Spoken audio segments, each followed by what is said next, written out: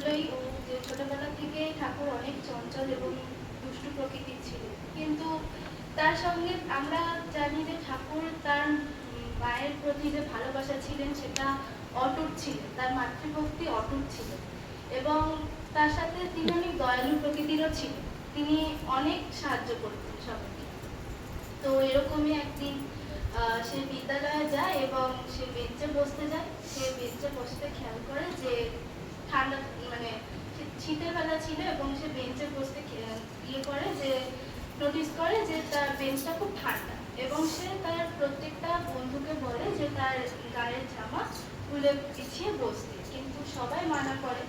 তো তখন তিনি কি করলেন, নিজের পরা যে ভালো জামাটি সেটা খুলে সবাইকে কেটে কেটে সেটি সবাইকে পেতে দেন বসার জন্য।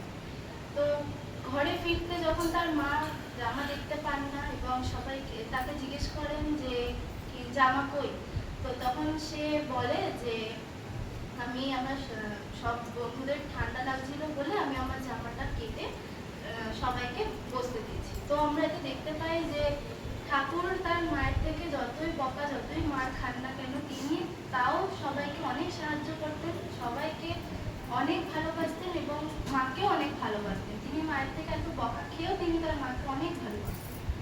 তো এটাই আমাদের উচিত যে সবাইকে সাহায্য করা, সবাইকে রেসপেক্ট করা, এটাই হচ্ছে আমাদের সবথেকে বড় মোটিভ। তো আর আর কি বলবো, তো সবাইকে জয় করুন। সবাই আমার বাবার জন্য প্রার্থনা করবেন। কালকে একটা দুর্ঘটনায় আমার বাবার কি বলবো সানসেট পড়ে মাথায় পেটে অনেক রক্তারক্তি অবস্থা হয়। তো এখন ঘরে আছে, আরাম করছে। তো সবাই প্রার্থনা করবেন তার জন্য। জয় গুরু।